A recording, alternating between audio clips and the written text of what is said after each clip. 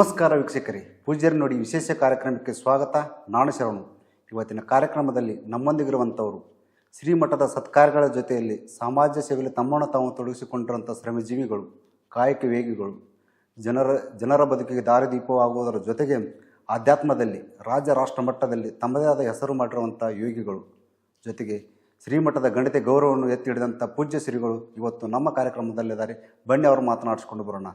ಸ್ವಾಮೀಜಿಗಳೇ ನಮಸ್ಕಾರ. ನಮ್ಮ ಕಾರ್ಯಕ್ರಮ ತಮಗೆ ಸ್ವಾಗತ. ಈಗಾಗಲೇ ತಾವು ಜಿಲ್ಲೆ ಸೇರಿದಂತೆ ರಾಜ್ಯಕ್ಕೆ ಚಿರಪರಿಚಿತರು, ಆದರೂ ಸಹಿತ ನಮ್ಮ ವಾಹಿನಿ ಮೂಲಕ ಭಕ್ತಾದಿಗಳಿಗೆ ತಮ್ಮ ಪರಿಚಯ ಬೇಕು. ನಮ್ಮ ಜನನ ಕೋಲಾರ ಪಟ್ಟಣದಲ್ಲಿ.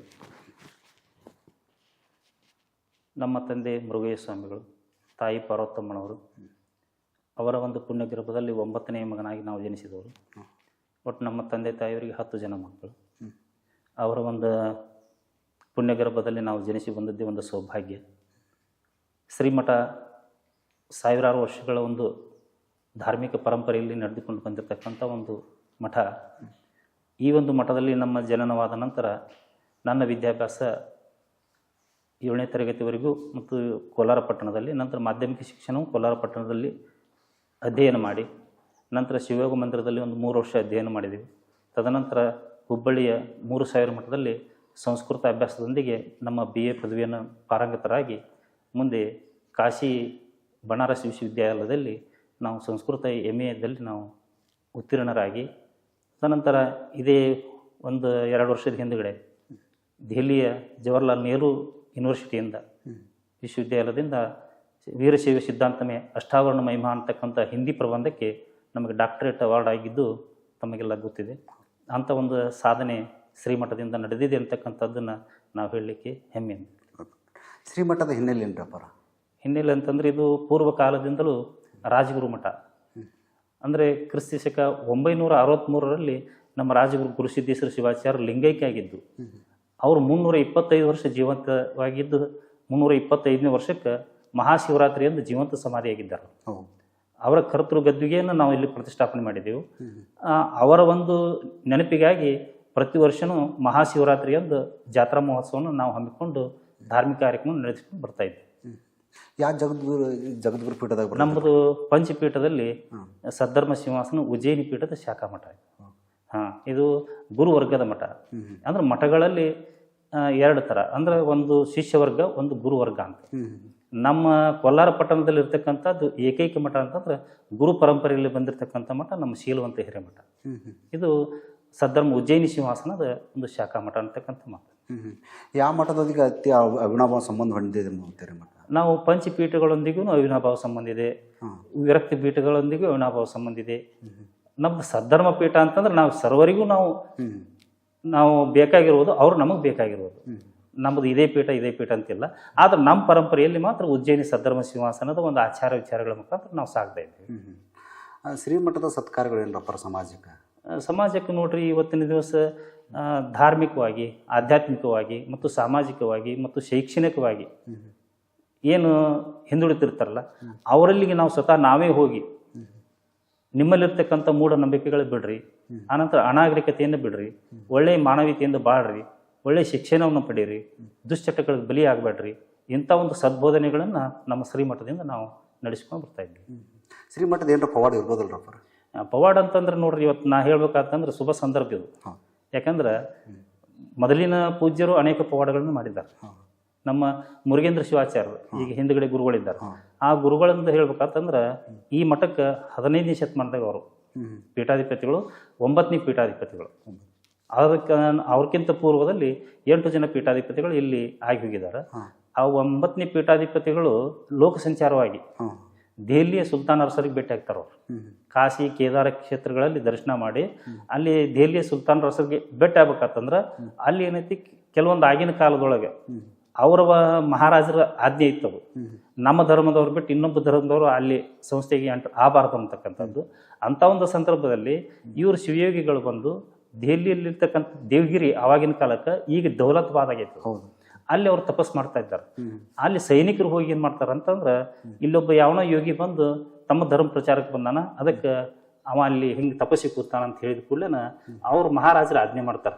ಏನಂತಂದ್ರೆ, ಇಲ್ಲ ಅವರು ನಮ್ಮ ಧರ್ಮ ಬಿಟ್ಟು ಅನ್ಯ ಧರ್ಮ ಪ್ರಚಾರಕ್ಕೆ ಬಂದಾರಂದ್ರೆ ಅವ್ರನ್ನ ಈಗಲೇ ನೀವು ಹೋಗಿ ಸಂವಾರ ಮಾಡಿ ಬರ್ರಿ ಅಂತ ಕಳಿಸ್ತಾರ ಅವ್ರು. ಅಂದಾಗ ಅವ್ರ ಘೋರ ತಪಸ್ವಿಗಳು. ಅವರ ಒಂದು ಹತ್ತಿರ ಅನೇಕ ಕುದುರೆಗಳನ್ನು ತಗೊಂಡು ಸೈನಿಕರು ಖಡ್ಗ ಕಟಾರಿಗಳನ್ನ ಹಿಡ್ಕೊಂಡು ಬರ್ತಾರ. ಇವ್ರು ತಪಸ್ವಿಗಳು ಸುಮ್ಮನೆ ಕೂತ್ ಬಿಡ್ತಾರ. ಅವ್ರ ಹತ್ತಿರ ಅಂತಂದ್ರೆ ಒಂದು 5 ಮಾರು ಇರ್ತಾನ ಭಾಳ ವೇಗವಾಗಿ ಬರ್ತಾವ ಕುದುರೆ.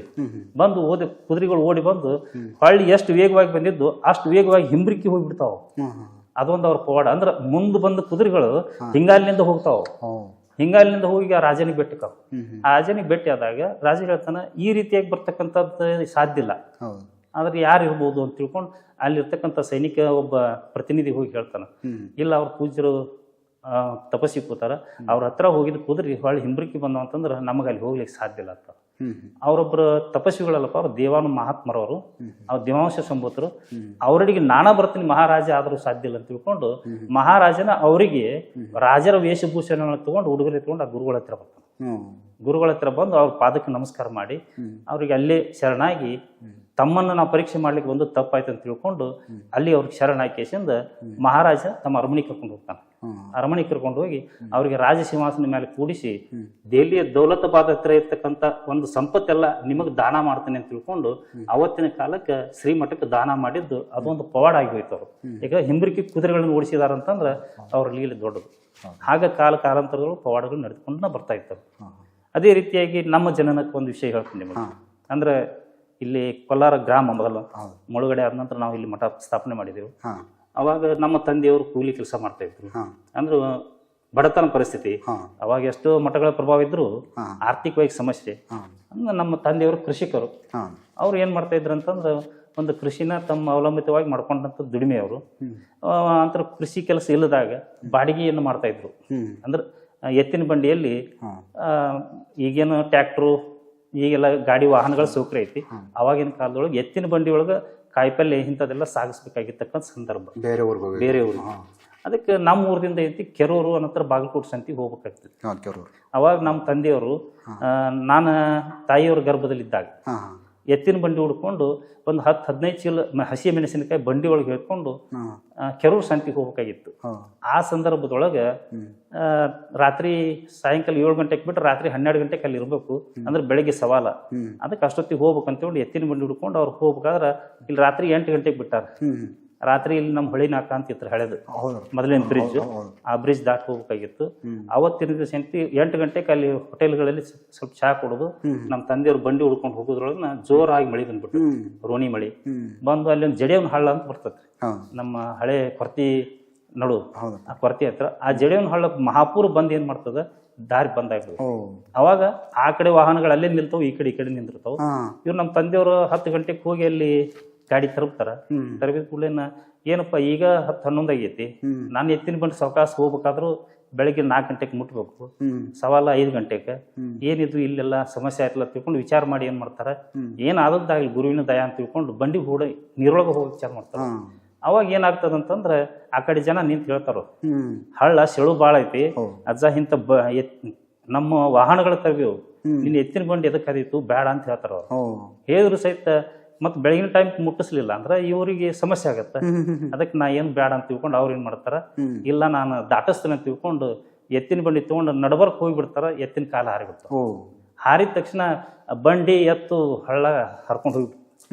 ಹೋದ ಕೂಡಲೇನ ಅವಾಗ ಮುದಕ್ ಬ್ಯಾಡ ಅಂದ್ರು ಕೇಳಿಲ್ಲ, ಮತ್ತೆ ಹೋದ ಅಂತ ತಿಳ್ಕೊಂಡು ಆಚೆ ಕಡೆ ದಂಡ್ಯಾಗ ನಿಂತ ಜನ ಕೂಗಾಡಕ್ ಚಾಲು ಮಾಡ್ತಾರ. ಅಷ್ಟೊತ್ತಿಗೆ ಬೆಳಗ್ಗೆ 4 ಗಂಟೆ ಆಗತ್ತ. ಆ 4 ಗಂಟೆ ಸಮಯಕ್ಕೆ ಎಲ್ಲಾ ವಾಹನಗಳು ಈ ಕಡೆ ಬಂದ್ಬಿಡ್ತಾವ. ನೀರ್ ಕಡಿಮೆ ಬಂದ್ ಕೂಡಲೇನ ಅವಾಗ ಅವ್ರು ಬಂದ್ ಈ ಕಡೆ ಪಬ್ಲಿಕ್ ಮಾಡ್ತಾರ ಈ ದಂಡಿಗೆ. ಇಲ್ಲ ಒಂದ್ ಎತ್ತಿನ ಬಂಡಿ ಹುಡ್ಕೊಂಡು ಮುದಕ್ ಬ್ಯಾಡ ಅಂತಂದ ಕೇಳಿಲ್ಲ, ಅವ ಆ ಬಂಡಿ ಹುಡ್ಕೊಂಡು ಹೋದ, ಅವ್ನು ಸಿಗ್ಲೇ ಇಲ್ಲ, ನಮ್ಗೆ ಕಾಣ್ಲಿಲ್ಲ ಅಂತ ಹೇಳ್ತಾರ. ಅವಾಗ ಹೋಟೆಲ್ದವ್ರು, ಇಲ್ಲ ನಮ್ಮೂರ್ ಸ್ವಾಮಿಗಳು ಅವರು ಮುರುಘೇಶ ಸ್ವಾಮಿಗಳು ಬಡವ ಎತ್ತಿನ ಬಂಡಿ ಹುಡ್ಕೊಂಡು ಹಂಗ ಹೋಗ್ಬಾರ್ದಾಗಿತ್ತು ಅಂತ ತಿಳ್ಕೊಂಡು ಒಬ್ರಿಗೊಬ್ರು ಮಾತಾಡ್ಕೊಂತ ನಮ್ಮ ಮಠಕ್ಕೆ ಬಂದು ಸುದ್ದಿ ಮುಟ್ಟಿಸ್ತಾರ. ಊರೊಳಗ ಸುದ್ದಿ ಮುಟ್ಟಿ ಅವಾಗ ನಮ್ಮ ತಾಯಿ ಅವ್ರ ಏನೈತಿ ಪೂಜೆ ಮಾಡಕ್ ಕೂತಿರ್ತಾರ. ತುಂಬ ಗರ್ಭಿಣಿ 9 ತಿಂಗಳು. ಅವಾಗ ಏನೈತಿ ಬಂದ್ ನಮ್ಮ ತಾಯಿಯವ್ರಿಗೆ ಮುಟ್ಟಿಸೋಕ್ಕಿಂತ ಮೊದಲು ನಮ್ಮ ಅಜ್ಜ ಅವ್ರ ಇದ್ರು, ಬಸಯ್ಯ ಅಜ್ಜ ಅವ್ರ ತಂದೆಯವ್ರ ತಂದೆ, ಅವ್ರಿಗೆ ಹೋಗಿ ಹೇಳ್ತಾರ, ಇಲ್ರಿ ಸ್ವಾಮಿಗಳು ಬ್ಯಾಡ ಅಂತಂದ್ರು, ಅವ್ರು ಹಿಂಗ್ ಹೋದ್ರು, ಮತ್ ಸಮಸ್ಯೆ ಹಿಂಗಾಗೈತಿ, ನೀರೊಳಗೆ ಹೋದ್ರು ಕಾಣ್ಲಿ ಇಲ್ಲ ಅಂತೇಳಿ. ಹಂಗಾರೆ ಜಡಿಯನ್ ಹೇಳ್ದಾಗ ನನ್ನ ಮಗ ಹೋದ್ನ ಅಂತ ತಿಳ್ಕೊಂಡು ಅವ್ರ ತಂದೆಯವ್ರ ಮನಸ್ಸಿನೊಳಗ ನುಂಗ್ಕೊಂಡು ನಮ್ಮ ತಾಯಿಯವ್ರ ಹತ್ರ ಬಂದು ಹೇಳ್ತಾರ. ಹೇಳಿದ್ಕೊಂಡು ಅಷ್ಟೊತ್ತಿಗೆ ಓಣ್ಯಾನ ಸುದ್ದಿ ನಮ್ಮ ತಾಯಿಯವ್ರಿಗೆ ಮುಟ್ಟಿರ್ತದೆ. ತಂದೆಯವ್ರು ಬಂದು ನಮ್ಮ ಅಜ್ಜಾರ್ ಬಂದು ಕೇಳ್ತಾರ. ಅವ್ರು ಕೇಳಿ ಏನಪ್ಪ ಏನಾಯ್ತು ಅಂತ ಕೇಸಿಂದ ಶಿವ ಅಂತೇಳಿ ಬಂದು ನಮ್ಮ ಅಜ್ಜಾರ್ ಕುಂತು ಇಲ್ವಾ ಮತ್ತು ಹಿಂಗೆ ಬಂಡಿ ಹುಡ್ಕೊಂಡು ಹೋದ್ನಂತ ಅದಕ್ಕೆ ನೀ ಏನು ಮನಸ್ಸಿನಾಗ ತಿಳ್ಕೊಬೇಡ ದೇವ್ರು ಮಾಡಿದ್ದ ಹಾಕೈತಿ ಅಂತ ತಿಳ್ಕೊಂಡು ಹೇಳ್ತಾರ. ಹೇಳಿದ ಕೂಡಲೇನ ಅವಾಗ ನಮ್ಮ ತಾಯಿಯವರು ನನ್ನ ಬಡತನಕ್ಕೆ ಇದ್ರೊಳಗೆ ನಮ್ಮ ಇದಕ್ಕಾಗಿ ನನ್ನ ಗಂಡ ಬಸವಣ್ಣನ ಹುಡ್ಕೊಂಡು ಹೋಗಿದ್ದಾನ. ಅದಕ್ಕೆ ಪರಮಾತ್ಮನಿಗೆ ಬೇಡ್ಕೊಂತಾರ ಅವ್ರು ಸಂಕಲ್ಪ ಮಾಡಿ ಬೇಡ್ಕೊಂಡು ಏನಂತಾರಂದ್ರೆ ದೀಪ ಹಚ್ತಾರೆ. ಒಂದು ದೀಪ ಹಚ್ಚಿ ಪರಮಾತ್ಮ ಇವತ್ತ ನನ್ನ ಪತಿದೇವ ಎತ್ತಿನ ಬಂಡಿ ಹೆಂಗೆ ಹೋದನ್ ಹಂಗೆ ಸೀದಾ ನನ್ನ ಮಠಕ್ಕೆ ಬಂದು ತಲುಪಿದ್ರೆ ನಿನ್ನ ಹೆಸರ ನಾನು ಮಗ್ಗಿಡ್ತೀನಿ ಕೈಲಾಸನಾಥ ಅಂತ. ಮತ್ತು ನನ್ನ ಮಗ ಬಂಡಿನ ಹೋದದ್ದು ಕರೆ ಆತಂದ್ರೆ ಅದು ನಿನ್ನ ಇಚ್ಛಾ ಅಂತ ತಿಳ್ಕೊಂಡು ಶಿವನಿಗೆ ಬೇಡ್ಕೊಂಡು ಅವತ್ತೇನು ಜಪ ಮಾಡ್ಕೊತ ಕೂಡ್ತಾರೆ ನಮ್ಮ ತಾಯಿಯವರು. ಆ ಜಪ ಮಾಡ್ಕೊಂಡು ಕೂಡ್ತೊಳಗನ ಎತ್ತಿನ ಬಂಡಿ ಸಮೇತ ಕೆರೂರು ಸಂತೆ ಒಳಗೆ ಇರ್ತಾರೆ ನಮ್ಮ ತಂದೆಯವರು. ಇದು ಅದ್ಭುತ ಪವಾಡ. ಅವಾಗ ಏನೈತಿ ಎಲ್ಲ ಜನ ಮುರುಘೇಶ ಸ್ವಾಮಿಗಳು ಕೆರೂರು ಸಂತಿಗೆ ಹೋದವ್ರು ಜಡಿಯೋನಾಳಕ್ಕೆ ಆದ್ರೂ ಕೂತು ಪಬ್ಲಿಕ್ ಆಗಿರ್ತೈತಿ. ಇವ್ರು ಎತ್ತಿನ ಬಂಡಿ ಹುಡ್ಕೊಂಡು ಮಠದ ಮುಂದೆ ಬರೋಳಕ ನಮ್ಮ ಜನನ ಆಕೈತಿ. ಅವಾಗ ನಮ್ಮ ತಾಯಿಯವರು ಅಲ್ಲೇ ಕೊಟ್ಟ ಮಾತಿನಂತೆ ಪರಮಾತ್ಮ ನಿನ್ನ ನಾ ಹೇಳಿದಂಗೆ ನಿನ್ನ ಮಾತು ಗೆದಿಸಿದಿ, ಅದಕ್ಕೆ ನನ್ನ ಮಗ್ಗ ಕೈಲಾಸನಾಥ ಅಂತ ಹೆಸರು ಹೇಳ್ತೀನಿ ತಿಳ್ಕೊಂಡು ಅದೇ ಹೆಸರನ್ನ ನಮಗೆ ಕೈಲಾಸನಾಥ ಅದೇ ಜ್ಯೋತಿನ ಅವಾಗ ಹಚ್ಚಿದ ಜ್ಯೋತಿ ಇನ್ನ ಕಾಯ್ದೀವಿ ನಾವು. ಅವಾಗ ಹಚ್ಚಿದ ದೀಪ ಅದೇ ಹಣತಿ ನಮ್ಮ ತಾಯಿಯವ್ರು ಹಚ್ಚಿದ್ರು. ಅದು ಒಂದು ನಮ್ಮ ಜನನ ಕಾಲಕ್ಕೆ ಆಗಿರ್ತಕ್ಕಂಥ ಒಂದು ಮಹತ್ವವಾಗಿರ್ತಕ್ಕಂಥ ವಿಷಯ. ಪವಾಡ ಅಂತ ಹೇಳಂಗಿಲ್ಲ, ಯಾಕಂದ್ರೆ ಗುರುವಿನಕ್ಕಿಂತ ನಾವು ದೊಡ್ಡವ್ರು ಆಗಂಗಿಲ್ಲ. ಅದು ಒಂದು ರೀತಿಯಾಗಿ ನಮ್ಮ ಮಠದ ಪ್ರಭಾವ ಅದು. ಇದೊಂದು ರೀತಿಯಾಗಿ ನಡೆದುಕೊಂಡು ಬಂದದ್ದು. ಅಪ್ಪರ ಶ್ರೀಮಠದಲ್ಲಿ 1008 ಲಿಂಗ ಸ್ಥಾಪನೆ ಮಾಡಿದ್ರು. ಅಂದ್ರೆ ಇದು ಮಠದ್ದು 1000 ವರ್ಷದ ಇತಿಹಾಸ. ಮತ್ತು ನಮ್ಮ ವೀರಶೈವ ಧರ್ಮ ಪರಂಪರೆಗೆ 1008 ಅಂದ್ರೆ ಸಾವಿಲ್ಲದ 8 ಅಂದ್ರೆ ಅಷ್ಟಾವರಣ, ಪಂಚಾಚಾರ, ಶಟಸ್ಥಳಗಳಂತೇಳಿ 3 ನಮ್ಮ ತತ್ವಗಳನ್ನು ಪಾಲನೆ ಮಾಡ್ಬೇಕಾಗ್ತದೆ ವೀರಶೈವ ಧರ್ಮದೊಳಗೆ. ಅದರೊಳಗೆ ಅಷ್ಟಾವರಣಗಳನ್ನು ಪಾಲನೆ ಮಾಡ್ಕೊಂಡು ಹೋಗಿರ್ತಕ್ಕಂಥ ನಮ್ಮ ವೀರಶೈವ ಧರ್ಮ ಸಂಸ್ಕಾರದ ಪ್ರಕಾರವಾಯಿತು. ಮತ್ತು ನಮ್ಮ ದೇಶದಲ್ಲಿ ನಮ್ಮ ಪಟ್ಟಣದಲ್ಲಿ ಈ ಕೋಲಾರ ಗ್ರಾಮದಲ್ಲಿ 1000 ವರ್ಷ ಇತಿಹಾಸ ಇರತಕ್ಕಂಥ ಶ್ರೀಮಠದ ಒಂದು ಪ್ರಭಾವಕ್ಕಾಗಿ ಅದನ್ನ ಗುರುವಿನ ಆಶೀರ್ವಾದ ಮುಖಾಂತರ ನಾವೇನೈತಿ 1008 ಅಂದ್ರೆ ನಮ್ಮ ಮಠ 92ನೇ ಇಸ್ವಿಗೆ 2002ನೇ ಇಸ್ವಿಗೆ 1008 ವರ್ಷ ಆಗಿದೆ. ಅದಕ್ಕೆ ನಾವು 1008 ನಮ್ಮ ಇತಿಹಾಸ ಪ್ರಕಾರನೂ ಆಯ್ತು, ವೀರಶೈವ ಧರ್ಮದ ಸಂಕೇತನೂ ಆಯ್ತು ಅಂತ ತಿಳ್ಕೊಂಡು ನಾವು 1008 ಲಿಂಗಗಳನ್ನು ಸ್ಥಾಪಿಸಿ ಶಿವಲಿಂಗಗಳನ್ನು ಸ್ಥಾಪಿಸಿ ಪ್ರತಿ ವರ್ಷ ಮಹಾಶಿವರಾತ್ರಿ ಅಂದ್ರೆ ನಮ್ಮ ಗುರುಸಿದ್ದೇಶ್ವರ ಶಿವಾಚಾರ್ಯ ಶಿವಗಳು ಅವ್ರ ಲಿಂಗೈಕ್ಯರಾಗಿರ್ತಕ್ಕಂಥ ಶುಭ ದಿನ. ಆ ಒಂದು ದಿನದ ಒಂದು ನೆನಪಿಗಾಗಿ ಅವರ ಜಾತ್ರಾ ಮಹೋತ್ಸವ ಮತ್ತು 1008 ಶಿವಲಿಂಗ ದರ್ಶನ ತಿಳ್ಕೊಂಡು ನಾವು ಜನರಿಗೆ ಅದನ್ನ ದರ್ಶನ ಮಾಡ್ಲಿಕ್ಕೆ ಅವಕಾಶ ಮಾಡಿಕೊಟ್ಟಿದ್ವಿ. ಅಪ್ಪ ತಮ್ಮ ಹುಟ್ಟೂರು ಬಗ್ಗೆ ತಮ್ದೇನು ಮಾತು? ಹುಟ್ಟೂರು ಬಗ್ಗೆ ಕೋಲಾರ ಪಟ್ಟಣ ನೋಡ್ರಿ, ಇವತ್ತು ಮೊದಲಿನಿಂದ ಆದರೂ ಸಹಿತ ಒಬ್ಬ ಜ್ಞಾನಿಗಳ ಒಂದು ಪಟ್ಟಣ ಇದು. ಇಲ್ಲಿ ಎಷ್ಟೋ ಜನ ಆಧ್ಯಾತ್ಮಿಕ ಸಾಧಕರು ಆಗಿದ್ದಾರೆ, ಮತ್ತು ಐತಿಹಾಸಿಕ ಸಾಧಕರು ಇದ್ದಾರೆ, ಮತ್ತು ಇತಿಹಾಸ ಸಾಧಕರು ಇದ್ದಾರೆ. ಅದಕ್ಕಾಗಿ ಇಲ್ಲಿ ನಮ್ಮ ಊರಿನ ಬಗ್ಗೆ ನಾ ಹೇಳ್ಬೇಕಂತ ದೊಡ್ಡ ಅಭಿಮಾನ. ಯಾಕೆಂದ್ರೆ ಕೋಲಾರ ಪಟ್ಟಣ ಮೊದಲ ಹೊಳೆದಂಡಿಗಿತ್ತು, ಕೃಷ್ಣಾ ನದಿ. ಅಲ್ಲಿ ಫಲವತ್ತಾಗಿರ್ತಕ್ಕಂಥ ಭೂಮಿ, ಅಲ್ಲಿರ್ತಕ್ಕಂಥ ಹುಲ್ಲು ತಿಂದು ಹೈನುಗಾರಿಕೆ ಹೆಚ್ಚು ಮುಂದುವರೆದಿರ್ತಕ್ಕಂಥ ಒಂದು ಪಟ್ಟಣ ಇದು, ಗ್ರಾಮ. ಆವಾಗಿಂದ ಗ್ರಾಮದಲ್ಲಿ ಎಷ್ಟೋ ಮಹಾತ್ಮರು ಇಲ್ಲಿ ಜನಿಸಿ ತಮ್ಮ ಒಂದು ಸೃಷ್ಟಿಯನ್ನು ಮಾಡಿ ಹೋಗಿದ್ದಾರೆ ಇಲ್ಲಿ. ಅಂತ ಪುಣ್ಯ ಸ್ಥಳ ಇದು, ಅದು ಕೋಲಾರ ಪಟ್ಟಣ. ಯಾಕಂದ್ರೆ ಈಗಾಗಲೇ ಹೇಳಿದ್ದನಲ್ಲ, ನಮ್ಮ 325 ವರ್ಷ ಬದುಕಿರ್ತಕ್ಕಂಥ ಶಿವಗಳು ಈ ಪಟ್ಟಣದಲ್ಲಿ ಜನಿಸಿದ್ದಾರೆ, ಇದೇ ಊರಿನಲ್ಲಿ ನೆಲೆಸಿ ಪ್ರಭಾವಿತರಾಗಿದ್ದಾರೆ. ಅದೇ ರೀತಿಯಾಗಿ ಅನಂತ ಧಾರ್ಮಿಕ ಕ್ಷೇತ್ರಗಳು ನಮ್ಮ ಕೋಲಾರ ಗ್ರಾಮದಲ್ಲಿ ಇದಾವೆ. ಅಂತ ಒಂದು ಪುಣ್ಯಕ್ಷೇತ್ರ ಇದು. ಈ ಊರಿನ ಒಂದು ಇತಿಹಾಸನೂ ಭಾಳ ಒಳ್ಳೆ ರೀತಿಯಾಗಿದೆ. ಯಾಕಂದ್ರೆ ದೇಸಾಯರ ಮನೆತನಕ್ಕೆ ಒಳ್ಳೆ ಸಾಧನೆ ಇತ್ತು. ಅಂತ ಒಬ್ಬ ಮಹಾನ್ ವ್ಯಕ್ತಿಗಳು ಈ ಊರಿನಲ್ಲಿ ಆಗಿದ್ದಾರೆ. ಆ ದೇಸಾಯರ ಮನೆತನದಲ್ಲಿ ಒಬ್ಬ ಅದೃಶ್ಯ ಕವಿಗಳು ಅಂತಕ್ಕಂಥವ್ರು ತಮ್ಮ ಒಂದು ಸಾಹಿತ್ಯವನ್ನು ಅಂದ್ರೆ ವಿಜಯನಗರ ಸಾಮ್ರಾಜ್ಯದ ಅರಸ ಪ್ರೌಢರಾಯನ ಕಾಲಕ್ಕೆ ಒಂದು ಕಾವ್ಯವನ್ನು ಬರೆದವರು ಅವರು, ಪ್ರೌಢರಾಯನ ಕಾವ್ಯ ಅಂತಕ್ಕಂಥದ್ದು. ನಂಬರ್ ತಮ್ಮ ಅಂತಕ್ಕಂಥ ಸಾಧನೆ ಮಾಡಿರ್ತಕ್ಕಂಥ ಒಂದು ಪುಣ್ಯಸ್ಥಳ ನಮ್ಮ ಕೋಲಾರ ಪಟ್ಟಣ.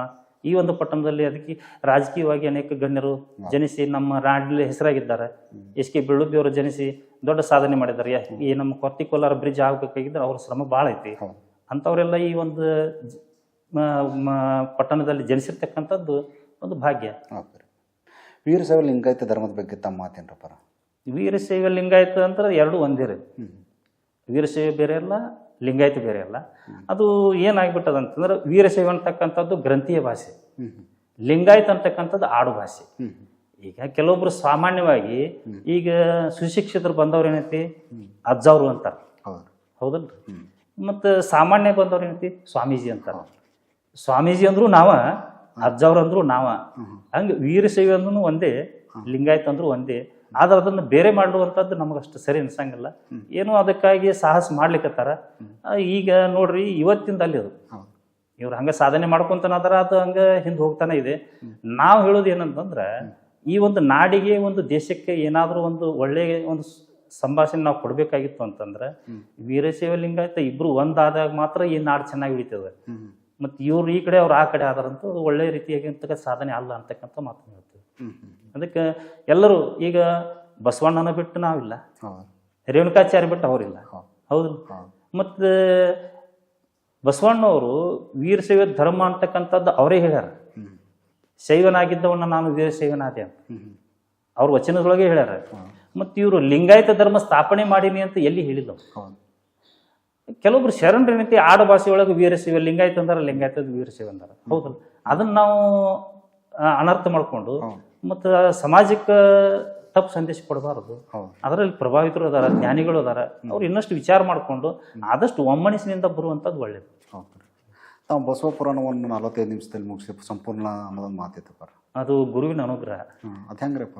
ಅದು ನೋಡ್ರಪ್ಪ, ಇಲ್ಲಿ ನಮ್ಮ ದೆಹಲಿ ಒಳಗೆ ರಾಷ್ಟ್ರೀಯ ಸಂತ ಸಮಾವೇಶ ಅಂತೇಳಿ ಒಂದಿಷ್ಟು ಜನ ಸಂತರನ್ನು ಕರೆಸಿದ್ರು ಎಲ್ಲ ರಾಜ್ಯದಿಂದ. ಅಲ್ಲೇನೈತಿ ಅವ್ರವ್ರ ರಾಜ್ಯದೊಳಗಿರ್ತಕ್ಕಂಥ ಪ್ರಭಾವಿತರು ಯಾವುದೇ ಸಾಧನೆ ಮಾಡ್ಬೋದು. ಅಂದ್ರೆ ಗ್ರಂಥವನ್ನು ಪಾರಾಯಣ ಕೆಲವೊಬ್ರು ತಮ್ಮ ತಮ್ಮ ರಾಜ್ಯದಲ್ಲಿರ್ತಕ್ಕಂಥ ವ್ಯಕ್ತಿಗಳನ್ನ ತಗೊಂಡು ಅವ್ರು ಪಾರಾಯಣ ಮಾಡ್ಲಿಕ್ಕೆ ಒಪ್ಪಿದ್ರು. ನಾನು ಬಸವನಾಡಿನೊಳಗೆ ಹುಟ್ಟೀನಿ, ಕರ್ನಾಟಕ ರಾಜ್ಯದೊಳಗೆ. ಮತ್ತು ಬಸವಣ್ಣವ್ರ ಜಿಲ್ಲೆ ಬಸವಣ್ಣವ್ರ ತಾಲೂಕಿನೊಳಗೆ ನಾನಿದ್ದಾವ. ಈಗ ನಮ್ಮ ಕೋಲಾರ ತಾಲೂಕಿಗೆ. ಅದಕ್ಕಾಗಿ ನಮ್ಮದೊಂದು ಹೆಮ್ಮೆ ಏನಪ್ಪ ಅಂದ್ರೆ ಏನು ಗುರುವಿನ ದಯದಿಂದ ಸಾಧ್ಯ ಅದರಾಗಲಿ ಇರ್ಲಿಕ್ಕೆ ಸೇವಾ ಮಾಡ್ದಂಗೆ ಆಗುತ್ತೆ ತಿಳ್ಕೊಂಡು ನಾ ಬಸವ ಪುರಾಣನ ಪಾರಾಯಣ ಮಾಡ್ತೀವಿ ಅಂತಂದೆ. ಅದಕ್ಕೆ ಎಷ್ಟೋ ಜನ ಇಲ್ರಿ ಬುದ್ಧಿ ಅದು ಆಗಂಗಿಲ್ಲ, ನೀವು ಯಾಕೆ ಅದನ್ನು ತಗೋತೀರಿ ಅಂತ ಅಂದ್ರು. ಅಲ್ಲ, ಆಗಿಲ್ಲ ಅಂತಂದ್ರೆ ಸಾಧನೆ ಮಾಡಿದ್ರೆ ನನಗೆ ಹೆಮ್ಮೆ ಐತಿಲ್ಲ, ಅದಕ್ಕೆ ನಾನು ಅದನ್ನ ತಗೋತೀನಿ ತಿಳ್ಕೊಂಡು ಪಾರಾಯಣ ಮಾಡಿದೆವು. ಆದ್ರೆ ಆ ಸಮಯ ಅವ್ರು ಹಚ್ಚಿದ್ ನಮಗ್ ಗೊತ್ತಿರಂಗಿಲ್ಲ. ಅವರು ಇದಕ್ಕೆ ಏನು ಇರ್ತಾರಲ್ಲ ಅವರೇ ಮಾಡ್ತಾ ಇದ್ರು ಅದನ್ನ. ಅವ್ರು ಮಾಡುವಂಥವ್ರು ಸಮಯ ತಗೊಂಡು ಎಲ್ಲರೂ ಅವರ ಪ್ರಕಾರ ತಮ್ಮ ಗ್ರಂಥಗಳನ್ನು ಪಾರಾಯಣ ಮಾಡಿದ್ರು. ಮುಂದೆ ನಮ್ಮ ಪಾಳ್ಯದಂತೂ ನಾವು ಬಸವ ಪುರಾಣ ಪಾರಾಯಣ ಮಾಡಿದ್ವು. ಅದು ಭಾಮಿನಿ ಶಕ್ತಿ ಒಳಗೆ ಇರ್ತದ್ರಿ. ಅದಕ್ಕಂದ್ರೆ 695 ಶ್ಲೋಕ ಇರ್ತಾವ. ಯಾಕಂದ್ರೆ 38 ಅಧ್ಯಾಯ. ಅದು 3 ತಿಂಗಳು ಹೇಳ್ಬೇಕು ಬಸವ ಪುರಾಣ. 3 ತಿಂಗಳು ಹೇಳ್ಬೇಕು ಅದನ್ನ. ಅಂತದನ್ನು ಮತ್ತೆ ಇರ್ಲಿ ತಿಳ್ಕೊಂಡು ನಾವು ಪಾರಾಯಣ ಮಾಡಿದ್ವು. ಅದು 48 ನಿಮಿಷದೊಳಗೆ ನಾವು ಕಂಪ್ಲೀಟ್ ಮಾಡಿದೆವು ಸಂಪೂರ್ಣ. ಎಲ್ಲಾ ಶರಣರ ಚರಿತ್ರೆಯನ್ನು ಒಳಗೊಂಡ ಪುರಾಣ. ಬಸವ ಚರಿತ್ರೆ ಅಷ್ಟೇ ಅಲ್ಲ, ಎಲ್ಲಾ ಶರಣರದ್ದು. ಬಸವ ಪುರಾಣ ಅಂದ್ರೆ ಎಲ್ಲಾ ಶರಣರದ್ದು ಇರ್ತೈತೆ ಅದ. ಆ ಪೂರ್ಣ ಪಾರಾಯಣ ಮಾಡ್ಕೇಸಿ ಆ ನಂತರ ನಾವೇನ್ ಹೊರಗಡೆ ಬಂದೆವು. ಅವಾಗ ಸ್ಪರ್ಧೆಯನ್ನು ಇಟ್ಟಿರ್ತಕ್ಕಂಥವ್ರು ಬಂದು ಸೂಚನೆ ಕೊಟ್ರು, ಬುದ್ಧಿ ಇಷ್ಟು 100 ಮಂದಿ ಸಂತರೊಳಗೆ ಕರ್ನಾಟಕ ರಾಜ್ಯದಿಂದ ನಿಮ್ಮ ಒಬ್ಬರದ್ದು ಆಯ್ಕೆ ಆಗೈತ್ರಿ, 48 ನಿಮಿಷದೊಳಗೆ ನಿಮ್ಮ ಪಾರಾಯಣ ಮುಗಿಸಿರಿ ಅಂತೇಳಿ. ಅದು ಬಸವಣ್ಣವರೊಂದು ಪ್ರಭಾವನೂ ನಮ್ಮ ಮೇಲೆ ಬೇರೆ ಐತಿ, ನಮ್ಮ ಗುರುಗಳ ಆಶೀರ್ವಾದ ಐತಿ ಅಂತ ನಮಗೆ ಹೆಮ್ಮೆ ಆಯ್ತು. ದಾಖಲೆ ವಿಶ್ವ ದಾಖಲೆ. ಮತ್ತು ಅವಾಗಿನ ಟೈಮ್ದೊಳಗೆ ದೆಹಲಿ ಒಳಗೆ ನಮಗೇನೈತಿ ಇದು ವಿಶ್ವ ದಾಖಲೆ. ಅದಕ್ಕೆ ಅದನ್ನೇನೈತಿ ಇದು ಯಾವ್ದು ವರ್ಲ್ಡ್ ರೆಕಾರ್ಡ್ ಆಫ್ ಗಿನ್ನಿಸ್ ದಾಖಲೆದೊಳಗೆ ನಮ್ಮ ಕೋಲಾರ ಪಟ್ಟಣ ಸೇರ್ತ ಅನ್ನುವಂಥದ್ದು ಹೆಮ್ಮೆ. ನಮ್ಮ ಹೆಸರಲ್ಲ, ನಮ್ಮ ಹೆಸರಂತ ಇರ್ತದೆ. ನಮ್ಮ ಕೋಲಾರ ಪಟ್ಟಣದ ಹೆಸರು ನಮ್ಮ ವಿಶ್ವ ದಾಖಲೆ ಒಳಗೆ ನಮ್ಮದು ಆಯ್ತಲ್ಲ ಅಂತಕ್ಕಂಥದ್ದು ಒಂದು ಹೆಮ್ಮೆ. ಏನೈತಪ್ಪ ಇತ್ತಿತ್ತಲಾಗಿ ಯುವಕರ ದುಶ್ಚಟಗಳು ಭಾಳ ಮಾರ್ಕೋಗ್ತದ ನಮ್ಮ ಕಿವಿಮಾತಿ ಅಂತ ಅಲ್ಲ ನೋಡ್ರಿ. ಇವತ್ತು ಜೀವನದೊಳಗೆ ನಾವು ಏನೋ ಸಂಪಾದನೆ ಮಾಡ್ಬೋದು, ಶರೀರ ಸಂಪಾದನೆ ಮಾಡ್ಲಿಕ್ಕೆ ಆಗಂಗಿಲ್ಲ. ಅದಕ್ಕೆ ಇವತ್ತಿನ ಯುವಕರು ಆದಷ್ಟು ಆಧ್ಯಾತ್ಮ ಕಡೆ ಒಲವು ಕೊಡಬೇಕು. ಯಾರ ಆಧ್ಯಾತ್ಮ ಕಡೆ ಒಲವು ಕೊಡ್ತಾರ ಅವ್ರು ಯಾರೋ ದುಷ್ಟ ಹಾದಿಗೆ ಹೋಗಂಗಿಲ್ಲ. ಒಂದು ಗುರುವಿನ ದರ್ಶನಕ್ಕೆ, ಒಂದು ಮಠಮಾನ್ಯಗಳ ದರ್ಶನ, ಒಂದು ದೇವಸ್ಥಾನ ದರ್ಶನಕ್ಕೆ ಹಿಂಗೆ ಹೋಗಿ ಅವ್ರು ಏನು ಹೇಳ್ತಾರೆ ಅದನ್ನ ಉಪದೇಶ ಕೇಳ್ಕೊಂಡು ನಾವು ಆಚಾರವಂತರ ಆದೀವಿ ಅಂತಂದ್ರೆ ದುರ್ಮಾರ್ಗಕ್ಕೆ ಹೋಗಕ್ಕೆ ಸಾಧ್ಯ ಇಲ್ಲ. ಅದಕ್ಕಾಗಿ ಎಲ್ಲ ಯುವಕರಲ್ಲಿ ನಾವು ಹೇಳ್ತಕ್ಕಂಥದ್ದು ಅಂತಂದ್ರೆ ದುರ್ಗುಣ ದುಶ್ಚಟಗಳನ್ನು ಬಿಟ್ಟು ಗುರುವಿನ ಹತ್ರ ಬಂದು ಒಂದು 2 ನುಡಿ ಅವ್ರು ಹೇಳಿದ್ದನ್ನು ನೀವು ದಿನನಿತ್ಯದಲ್ಲಿ ಪಾಲಿಸಿದ್ರಿ ಅಂತಂದ್ರೆ ಆರೋಗ್ಯನೂ ಸಂಪತ್ತಾಗ್ತದೆ, ಮನೆಯೊಳಗೂ ಸಂಪತ್ತು ಉಳಿತದ, ತಂದೆ ತಾಯಿಗೆ ನೆಮ್ಮದಿ ಇರ್ತದೆ. ಇವತ್ತು ಹೆತ್ತ ತಂದೆ ತಾಯಿ ಮಕ್ಕಳು ಎಲ್ಲಿ ಹೋಗಿ ಬಿದ್ದು ಸತ್ರು ಅಂತಂದ್ರೆ ಅವ್ರಿಗೆ ಎಷ್ಟು ನೋವಾಗ್ತದೆ. ಅದನ್ನ ನಾವು ಅವ್ರು ಮಾಡ್ಕೋಬೇಕು. ಯಾಕಂದ್ರೆ ಒಳ್ಳೊಳ್ಳೆ ಹುಟ್ಟಿ ಬರಕ್ಕೆ ಫುಲ್ ಜನ್ಮ ಅಲ್ಲ, ಒಮ್ಮೆ ಮನುಷ್ಯನ ಜನ್ಮ ಬಂದಿರ್ತದೆ. ಆದ್ರೆ ಒಂದು ಬಂದೈತಿ ಏನು ಮಾಡೋದು ಮಾಡಿ ಹೋದ್ರಾತಂತಂದ್ರೆ ಹುಚ್ಚತನ ಅಂತಾವ. ಆದ್ರೆ ಬಂದು ಪರಮಾತ್ಮ ಕೊಟ್ಟಂಗ್ಲ ಇದನ್ನ ಕಾಯ, ಇದು ಹೆಂಗೆ ಸುರಕ್ಷಿತ ಬಂದದ್ದು ಹಂಗೆ ಸುರಕ್ಷಿತ ಪರಮಾತ್ಮನ ಅಡಿಗೆ ಹೋಗುವಂತ ಕೆಲಸ ಮಾಡ್ಬೇಕು ನಾವು. ಆದ್ರೆ ದುಶ್ಚಟಕ್ಕೆ ಬಿದ್ದು ಶರೀರ ಹಾಳು ಮಾಡ್ಕೊಂಡು ಮನೆತನದೊಳಗೂ ಒಳ್ಳೆಯ ಒಂದು ಅಪಕೀರ್ತಿಯನ್ನು ತಂದು ಅದು ಮನೆತನಕ್ಕೂ ಗೌರವ ಅಲ್ಲ, ತಮಗೂ ಗೌರವ ಅಲ್ಲ. ಹೌದು. ಅಂತ ಕೆಲಸ ಮಾಡಬಾರ್ದು ಅಂತಕ್ಕಂಥ ಸೂಚನೆ ನಾವು ಕೊಡ್ತಾ ಇದ್ದೇವೆ. ಅದೇ ರೀತಿಯಾಗಿ ಇವತ್ತು ನಾವು ಸಾಮಾನ್ಯ ಸ್ವಾಮಿಗಳಾಗಿ ನಾವು ಹೇಳ್ತೇವೆ, ದೊಡ್ಡ ಸ್ವಾಮಿಗಳಂತೂ ಹೇಳಕ್ಕಿಲ್ಲ. ಯಾವ ರೀತಿಯಾಗಿ ಹೇಳ್ತೀವಿ ಅಂತಂದ್ರೆ, ಇವತ್ತಿನ ದಿನಮಾನದೊಳಗೆ 1015 ಮಂದಿ ನಾವು ಚಟಗಳನ್ನು ಬಿಡಿಸಿ ದೀಕ್ಷೆಯನ್ನು ಕೊಟ್ಟೆವು. ಹೌದಲ್ಲಪ್ಪ. 1015 ಮಂದಿಗೆ ದುಶ್ಚಟಗಳನ್ನು ಬಿಟ್ಟು, ಸರಾಯಿ, ಸಿಂಧಿ, ಬೀಡಿ, ಸಿಗರೇಟ್ ಏನ್ ಅದನ್ನೆಲ್ಲ ಬಿಟ್ಟು ಸನ್ಮಾರ್ಗದಲ್ಲಿ ನಡೀರಪ್ಪ ಅಂತ ಹೇಳ್ಕೊಂಡು ನಮ್ಮ ಮಾರ್ಗದೊಳಗೆ ಯಾರು ನಡೆದಾರ ಅವ್ರು ಉನ್ನತ ಹುದ್ದೆಯೊಳಗೆ ಅದಾರ, ಒಳ್ಳೆ ಸಾಧಕರಾಗಿದ್ದಾರೆ, ಒಳ್ಳೆ ಕೃಷಿ ಕಾಯಕವನ್ನು ಮಾಡ್ಕೊಂಡು ಜೀವನ ಮಾಡ್ತಾ ಇದ್ದಾರೆ. ಅದು ನಾವು ಒಳ್ಳೆ ಹೆಮ್ಮೆಯಿಂದ ಹೇಳ್ತೀವಿ. ಅಪ್ಪ ಏನಾಗ ದಾನ ಮಾಡೋದಂದ್ರೆ ಒಟ್ಟು ಸ್ವಾಮೀಜಿಗಳು ಸತ್ಪುರುಷರು ಇಷ್ಟ ಮಾಡ್ಬೇಕು, ಜನಸಾಮಾನ್ಯರು ಅದ ಕಡೆ ಬರ್ತಾ ಇರಲಿಲ್ಲ. ದಾನ ಭಕ್ತಿ ಇದು ಮಾಡೋದು ನೋಡ್ರಿ, ಅದು ನಮ್ಮ ಭಾರತೀಯ ಸಂಸ್ಕೃತಿ ಐತೆ. ಮೊದಲ ಸ್ವಾಮಿಗಳು ಸಾಧಕರಾಗಬೇಕು. ಈಗ ಕೆಲವರು ಸ್ವಾಮಿಗಳು ಏನಾಗ್ಬಿಟ್ರ ಅಂದ್ರೆ ವೇಷಭೂಷಣ ಒಂದೇ ಕರೆ, ಆದ್ರೆ ಅವ್ರ ಜೀವನದೊಳಗೆ ಏನು ಸಾಧನೆ ಮಾಡಿವ ಅನ್ನುವಂಥದ್ದು ಅವ್ರಿಗೆ ಗೊತ್ತಿಲ್ಲ. ಸುಮ್ಮನೆ ಆಡಂಬರಕ್ಕೆ ಬಟ್ಟೆ ಹಾಕೊಂಡು ಕೇಸಿಂದ ವೇದಿಕೆ ಮೇಲೆ ನಮಸ್ಕಾರ ಮಾಡ್ತಾರೆ. ನಮ್ಗೆ ಸಾಕನ್ನು ಜನ ಸ್ವಾಮಿಗಳಾಗಿದಾರಲ್ಲ, ಅವ್ರಿಗೊಂದು ಕಿವಿ ಮಾತು ನಾವು ಹೇಳ್ತೇವೆ. ಆ ಬಟ್ಟಿ ಕಿಮ್ಮತ್ತಿಗೆ ಆಗ್ಯಾರ ನೀವು ಒಳ್ಳೆ ನುಡಿಗಳನ್ನು ಕಲ್ಕೊಂಡು ಸಮಾಜಕ್ಕೆ ಒಂದು ಒಳ್ಳೆ ಸಂದೇಶ ಕೊಡ್ರಿ. ಎಲ್ಲಿ ಅನ್ಯಾಯ, ಅತ್ಯಾಚಾರ, ಅಧರ್ಮ ನಡೆದಿರ್ತೈತಿ ಅಲ್ಲಿ ಹೋಗಿ ನಮಗೆ ಸಾಧ್ಯ ಆದಷ್ಟು ಶ್ರಮ ವಹಿಸಿ ಸರಳ ದಾರಿಗೆ ಬರ್ರಿ, ಒಳ್ಳೇದಾಗ್ತದೆ. ಮತ್ತು ಧ್ಯಾನ ಮಾಡೋದು ಸ್ವಾಮಿಗಳಿಗೆ ಅಷ್ಟೇ ಅಲ್ಲ, ಅದು ಎಲ್ಲರಿಗೂ ಬೇಕು. ಮತ್ತು ಶಿವದೀಕ್ಷೆ ಕೊಡ್ತೇವೆ ಅಂತ ಅದಕ್ಕೆ ಹೇಳ್ತೀವಿ ನಾವು. ಈಗ 1015 ಮಂದಿ ಚಟ ಬಿಡಿಸಿವು, ಮತ್ತು ಅವ್ರಿಗೆ ದೀಕ್ಷಾ ಕೊಟ್ಟೇವೆ ಅಂತ ಹೇಳ್ತೀವಲ್ಲ, ಆ ದೀಕ್ಷೆದ ಪ್ರಭಾವನ ಧ್ಯಾನ. ಅದಕ್ಕೆ ಅವ್ರು ಧ್ಯಾನ ಮಾಡ್ಕೊಂತ ಪರಮಾತ್ಮನ ಒಂದು ಸ್ಮರಣೆ. ನಾವೆಲ್ಲ 1001 2001 ಜಪ ಮಾಡ್ಕೊಂಡು ಕೂಡ್ತೀವಲ್ಲ, ನಮ್ಮಂಗೆ ಕೂಡ್ಬೇಡ್ರಿ ನೀವು. ಒಂದು 5 ನಿಮಿಷ ಶಿವನ ಮುಂದೆ ಕುತ್ಕೊಂಡು, ಪರಮಾತ್ಮನ ಕುತ್ಕೊಂಡು, ಇಲ್ಲ ನಿಮ್ಮ ಮನೆ ದೇವ್ರ ಜಗಲಿ ಮುಂದೆ ಕುತ್ಕೊಂಡು ನಾಮಸ್ಮರಣೆ ಮಾಡಿದ್ರೆ ಸಾಕು, 5 ನಿಮಿಷದೊಳಗೆ ಮನಸ್ಸು ಪರಿವರ್ತನೆ ಆಕೈತಿ. ಅಂತ ಒಂದು ಧ್ಯಾನದಲ್ಲಿ ನಾವು ಎಲ್ಲರೂ ಮಗ್ನ ಆಗ್ಬೇಕಾಗ್ತದೆ. ಅದು ಮನುಷ್ಯನ ಒಂದು ಶರೀರಕ್ಕೂ ಒಳ್ಳೆಯದು, ಅದೊಂದು ಯೋಗ. ಧ್ಯಾನ ಮಾಡುವುದೊಂದು ಯೋಗ. ಅದು ಆ ಯೋಗ ಸಾಧನೆ ಮಾಡಿದ್ರನ ಅವ್ರಿಗೆ ಒಳ್ಳೆ ಸಿಗ್ತದೆ. ಇವತ್ತು ಎಲ್ಲಾ ಸ್ವಾಮಿಗಳು ಸದೃಢವಾಗಿ ಯಾಕಿರ್ತಾರಂದ್ರೆ ಅವ್ರು ಯೋಗ ಸಾಧನೆ ಮಾಡ್ತಾರೆ, ಧ್ಯಾನವನ್ನು ಮಾಡ್ತಾರೆ. ಹಿಂಗಾಗಿ ಅವರು ಸದೃಢವಾಗಿ ಇರ್ಲಿಕ್ಕೆ ಸಾಧ್ಯ ಅದ. ಮತ್ತ ಹಾಗೆ ಕುಂಭಕರ್ಣ ನಂಗೆ ತಿಂದು ಅಡ್ಡಾಡಿದ್ರೆ ಯಾರಿಗಿ ಶಾರೀರಿಕ ಸಂಪತ್ತು ಸರಿಯಾಗಿ ಉಳಿಯಕ್ ಸಾಧ್ಯ ಇಲ್ಲ. ಅದಕ್ಕೆ ಧ್ಯಾನ ಪ್ರತಿಯೊಬ್ಬರು ಮಾಡ್ಬೇಕು. ಅದು ನಮ್ಮ ಭಾರತೀಯ ಸಂಸ್ಕೃತಿ. ನಾವು ಒಬ್ಬರೇ ಮಾಡ್ಬೇಕು, ಇದಕ್ಕೆ ಜಾತಿ ಸಂಬಂಧ ಐತಿ, ಧರ್ಮ ಸಂಬಂಧ ಐತಿ ಇಲ್ಲ. ಪ್ರತಿಯೊಬ್ಬರು ಅವ್ರವ್ರ ಧರ್ಮ ಪಾಲನೆ ಮಾಡ್ಕೊಂಡು ಧ್ಯಾನ ಮಾಡ್ರಿ. ನಾವು ಹಿಂದೂ ಧರ್ಮಕ್ಕೆ ಬಂದ್ ಮಾಡ್ರಿ, ಇಸ್ಲಾಂ ಧರ್ಮ ಬಿಡ್ರಿ ಅದನ್ನು ಹೇಳಂಗಿಲ್ಲ. ನಾವು ನಿಮ್ಮ ಧರ್ಮದ ನೀವು ಪಾಲನೆ ಮಾಡ್ಕೊಂಡು, ಯಾಕಂದ್ರೆ ಸ್ವಧರ್ಮ ನಿಷ್ಠೆ ಪರಧರ್ಮ ಸಹಿಷ್ಣುತೆ ಅಂತಕ್ಕಂಥದ್ದು ನಾವು ಪಾಲನೆ ಮಾಡ್ಬೇಕಾಗ್ತದೆ. ಅದಕ್ಕೆ ಎಲ್ಲರೂ ಧ್ಯಾನದಲ್ಲಿ ಮಗ್ನರಾಗೋದು ಭಾಳ ಒಳ್ಳೇದು. ಹಿಂದೂ ಧರ್ಮದ ಬಗ್ಗೆ ತಮ್ಮ ಮಾತೇನಪ್ಪ? ಹಿಂದೂ ಧರ್ಮ ನೋಡ್ರಿ, ಇದಕ್ಕೆ ಆದಿನೂ ಇಲ್ಲ, ಅಂತ್ಯನೂ ಇಲ್ಲ. ಈ ಸೃಷ್ಟಿ ಯಾವಾಗ ನಿರ್ಮಾಣ ಆಗೈತಿ ಅವತ್ತ ಹಿಂದೂ ಧರ್ಮ ಅಂತಕ್ಕಂಥದ್ದು ನಮ್ಮ ಭಾರತೀಯ ಸಂಸ್ಕೃತಿಯಿಂದ ಹುಟ್ಕೊಂಡು ಬಂದದ, ಸಿಂಧು ನದಿ ಪ್ರಾಂತದಲ್ಲಿ. ಹೌದಾ? ಮತ್ತು ಮೊಟ್ಟ ಮೊದಲು ಇಲ್ಲಿ ದ್ರವಿಡರು ಬಂದು ದೇಶದಲ್ಲಿ ಇದು ಆಗಿದ್ರು. ಆ ದ್ರವಿಡ ಸಂಪ್ರದಾಯನ ಈ ಹಿಂದೂ ಧರ್ಮ. ಮತ್ತು ಈ ಹಿಂದೂ ಧರ್ಮ ಇನ್ನು ಇದರ ಪಂಗಡದಲ್ಲಿ ಬಂದಿರತಕ್ಕಂಥ ಧರ್ಮಗಳು ಜೈನ, ಬೌದ್ಧ, ಕ್ರೈಸ್ತ, ಸಿಖ್ ಇವೇನದಾವಲ್ರಿ, ಇವೆಲ್ಲ ಹಿಂದೂ ಧರ್ಮದ ಉಪಪಂಗಡಗಳು. ಇವು ಮುಂದೆ ಅವ್ರು ತಮ್ಮ ಒಂದೇ ಧರ್ಮವನ್ನು ತಿಳ್ಕೊಂಡು ಅವ್ರು ಪಾಲನೆ ಮಾಡ್ಕೊಂಡು ಹೊಂಟರು. ಅದು ಸರಿ. ಈ ಭಾರತ ದೇಶದಲ್ಲಿ ಯಾರದಾರ ಹಿಂದೂ ಇರ್ಬೋದು, ಮುಸ್ಲಿಂ ಇರ್ಬೋದು, ಬೌದ್ಧ ಇರ್ಬೋದು, ಕ್ರಿಸ್ತ ಇರ್ಬೋದು, ಸಿಖ್ ಇರ್ಬೋದು, ಇಸಾಯಿ ಇರ್ಬೋದು, ಎಲ್ಲರೂ ಹಿಂದೂಗಳೇ. ಯಾಕೆ ಇದು ಹಿಂದೂಸ್ತಾನ, ಇದು ಇದಕ್ಕೆ ಹಿಂದೂಸ್ತಾನ್ ಬಿಟ್ಟು ಮತ್ತೊಂದೇನು ಅನ್ನಕ್ ಬರಕಲ್ಲ. ಅದಕ್ಕೆ ಮತ್ತೊಂದು ದೇಶದಲ್ಲಿ ಏನೈತಪ್ಪ ಅಂತಂದ್ರೆ ಒಂದೇ ಧರ್ಮದವ್ರು ಅದಾರ. ಪಾಕಿಸ್ತಾನಕ್ಕೆ ಹೋದ್ರು ಹೆಚ್ಚಾಗಿ ಒಂದೇ ಧರ್ಮದವ್ರು ಅದಾರ. ಇವತ್ತು ಅಮೆರಿಕಕ್ಕೆ ಹೋದ್ರೆ ಕ್ರಿಶ್ಚಿಯನ್ ಹೆಚ್ಚದಾರ. ಹಿಂಗೆ ಒಂದೊಂದು ಕಡೆ ಒಂದೊಂದು ಜನ ಹೆಚ್ಚದಾರಲ್ಲ. ಆದ್ರೆ ನಮ್ಮ ಭಾರತ ದೇಶದಲ್ಲಿ ಹೆಂಗೈತೆ ಅಂದ್ರೆ ಇದು ಎಲ್ಲಾ ಧರ್ಮಗಳ ಸಂಗಮ ಕ್ಷೇತ್ರ ಇದು. ಅದಕ್ಕೆ ನಾವೆಲ್ಲರೂ ಭಾರತೀಯರು, ನಾವು ಹಿಂದೂಗಳಂತ ಹೇಳ್ಬೇಕು, ಎಲ್ಲರೂ ಹಿಂದೂಗಳಾಗಿ ಉಳಿಬೇಕಾಗ್ತದೆ. ನಾವು ಹಿಂದೂ ಅಂತಕ್ಕಂಥದ್ದನ್ನು ಹೇಳ್ಕೊಳ್ಳೋಕೆ ಒಂದು ಹೆಮ್ಮೆ ಅಂತಕ್ಕಂಥ ಮಾತನ್ನು ಹೇಳ್ತೀವಿ. ಸ್ವಾಮೀಜಿ ಅದು ರಾಜಕಾರಣ ಮಾಡ್ಬೋದು? ಸ್ವಾಮಿಗಳು ರಾಜಕಾರಣಿ ಮಾಡುವಂಥದ್ದು ಸರಿ ಅನಿಸೋದಲ್ಲ ನಮ್ಮ ಮನಸ್ಸಿಗೆ ಮಟ್ಟಿಗೆ. ಯಾಕಂತಂದ್ರೆ ಧರ್ಮದಲ್ಲಿ ರಾಜಕೀಯ ಬರಬಾರದು, ರಾಜಕೀಯದಲ್ಲಿ ಧರ್ಮ ಇರ್ಬೇಕು. ಹೆಂಗಪ್ಪ ಅಂತಂದ್ರೆ ಈಗ ಧರ್ಮ ಅಂತಂದ್ರೆ ಗುರುಗಳ ಹತ್ರ ರಾಜಕೀಯವರು ಬಂದು ಗುರುವಿನ ಮಾರ್ಗದರ್ಶನ ಕೇಳ್ಬೇಕು. ಅವ್ರು ಗುರುಗಳ ಹತ್ರ ಬಂದು ಪಕ್ಷ ಪಾತ ಏನು ಮಾಡಕ್ ಹೋಗ್ಬಾರ್ದು. ಅಲ್ಲಿ ಧರ್ಮದಲ್ಲಿ ರಾಜಕೀಯ ಬರಬಾರ್ದು. ರಾಜಕೀಯದಲ್ಲಿ ಧರ್ಮ ಇರ್ಬೇಕಂತಂದ್ರೆ ಎಲ್ಲಾ ರಾಜಕೀಯದವರು ಗುರುಗಳ ಮಾರ್ಗದರ್ಶನ ನಡ್ಕೊಂಡು ಧರ್ಮದಂತೆ ನಡೆದ್ರೆ ಅವ್ರು ಮಾಡ್ತಕ್ಕಂಥ ರಾಜಕೀಯಕ್ಕೆ ಒಂದು ಬೆಲೆ ಬರ್ತೈತಿ. ಅವ್ರು ಮತ್ತೆ ಗುರುವಿನ ಮಾರ್ಗದರ್ಶನ ಇಲ್ಲ ಮಾಡ್ತಕ್ಕಂಥ ಕಾರ್ಯನೂ ಸರಿ ಇಲ್ಲ ಅಂತಂದ್ರೆ ಅವ್ರು ಅಧರ್ಮಿಗಳಾಗ್ತಾರೆ. ಅದಕ್ಕೆ ರಾಜಕೀಯದಲ್ಲಿ ಗುರುಗಳು ಬೇಕು, ಗುರು ಮಾರ್ಗದರ್ಶನ ಬೇಕು. ಆ ಧರ್ಮದಲ್ಲಿ ರಾಜಕೀಯ ಬರಬಾರದು. ಈ ಕೆಲವೊಬ್ರು ಹೇಳ್ತಾರೆ ಏನಂತಂದ್ರೆ, ಆ ಮಠಕ್ಕೆ ಬಿಜೆಪಿ ಅವರು ಭಾಳ ಹೋಗ್ತಾರಪ್ಪ, ಆ ಮಠಕ್ಕೆ ಕಾಂಗ್ರೆಸ್ನವರು ಭಾಳ ಹೋಗ್ತಾರಪ್ಪ, ಆ ಮಠಕ್ಕೆ JDS ನವರು ಭಾಳ ಹೋಗ್ತಾರಪ್ಪ, ಅದು ಅವ್ರು ಹೋಗ್ತಾರೆ ಇವ್ರು ಹೋಗ್ತಾರೆ ಅಂತಕ್ಕಂಥದ್ದು ತಿಳ್ಕೊಳ್ಳೋರು ತಪ್ಪು. ಯಾಕೆ ಮಠಮಾನ್ಯಗಳು ಸ್ವಾಮೀಜಿಗಳು ಏನೈತಲ್ಲ ಅವ್ರು ಎಲ್ಲಾ ಧರ್ಮದವ್ರಿಗೆ ಸಮಾನ. ಹೌದು. ಎಲ್ಲರಿಗೂ ಅದ ಆಶೀರ್ವಾದ ಮಾಡ್ಬೇಕಾಗ್ತದೆ. ಇವತ್ತು JDS ಅವರು ಬಂದು ಗುರುವಿನ ದರ್ಶನ ಪಡ್ಕೊಂಡ್ರು ನಿನ್ಗೆ ಒಳ್ಳೇದಾಗ್ಲಿ ಅಂತ ಹೇಳ್ಬೇಕಾಗ್ತದೆ. ಇವತ್ತು ಕಾಂಗ್ರೆಸ್ನವ್ರು ಬಂದ್ರು ಒಳ್ಳೇದಾಗ್ಲಿ ಅಂತ ಹೇಳ್ಬೇಕಾಗ್ತದೆ, BJP ಅವ್ರು ಬಂದ್ರು ಒಳ್ಳೇದಾಗ್ಲಿ ಅಂತ ಹೇಳ್ಬೇಕಾಗ್ತದೆ. ಗುರುವಿನ ಮಾತದು. ಅದನ್ನ ಬಿಟ್ಟು ಕೊಟ್ಟು ಕಿಸಿಂದ ಗುರುಗಳ ಹತ್ರ ಅವ್ರು ಹೋಗ್ಯಾರ ಇವ್ರು ಹೋಗ್ಯಾರ ಅಂತಕ್ಕಂಥದ್ದು ಸಾಮಾನ್ಯ ಜನರ ತಪ್ಪು ಕಲ್ಪನೆ ಅದು. ಯಾಕೆ ಗುರು ಅಂತಕ್ಕಂಥ ಒಂದು ಶ್ರೇಷ್ಠ ಸ್ಥಾನಮಾನ ಇರ್ತೈತಿ. ಮತ್ತು ಗುರುಗಳಾದವ್ರು ಇವತ್ತೇನ ಒಬ್ಬನ ಬೆನ್ನ ಹತ್ತೆ ಒಬ್ಬನ ಪ್ರಚಾರ ಮಾಡುವಂಥದ್ದು ತಪ್ಪು ಈ ಕೆಲವೊಂದು ಕಾಲಘಟ್ಟದೊಳಗೆ ನಡೆದು ಹೋಗ್ಯಾವ.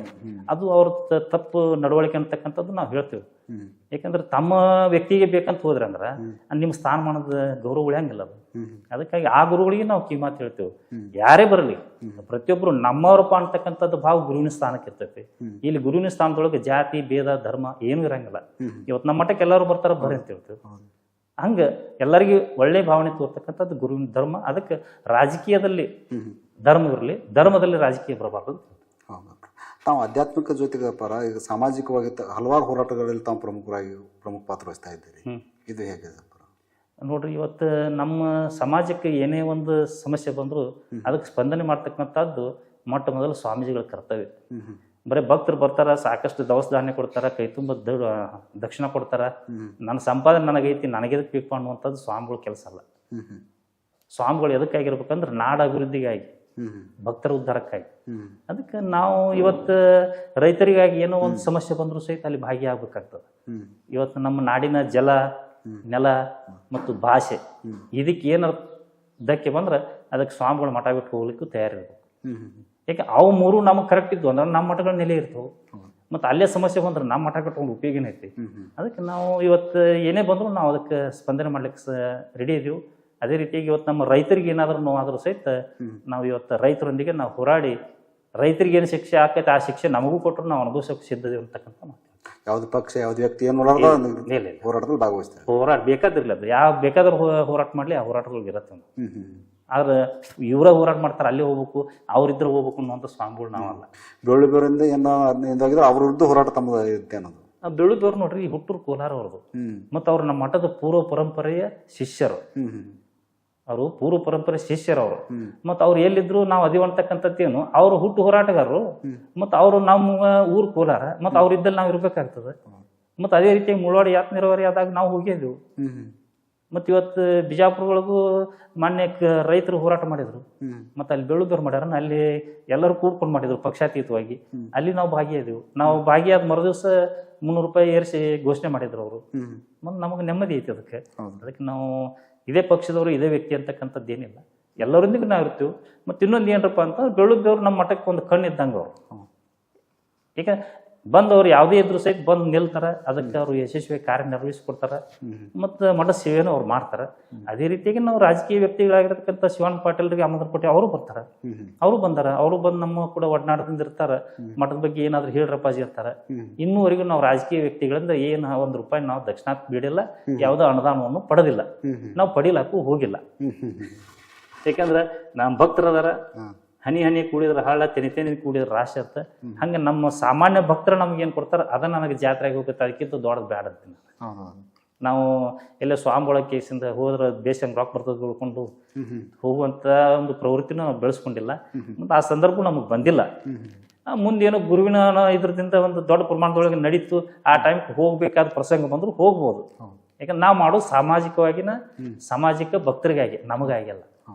ಅದಕ್ಕಾಗಿ ಸದುಪಯೋಗ ಕೆಲಸಕ್ಕೆ ಏನಾದರೂ ಬೇಕಾದ್ರೆ ಅವರು ಏನಾದರೂ ಸಹಾಯಧನ ನೀಡ್ತೀವಿ ಅಂದ್ರೆ ಅದು ಮಠಕ್ಕೆ ನೀಡ್ಬೋದು, ಅವ್ರು ನನಗೆ ನೀಡೋದು ಬೇಡ.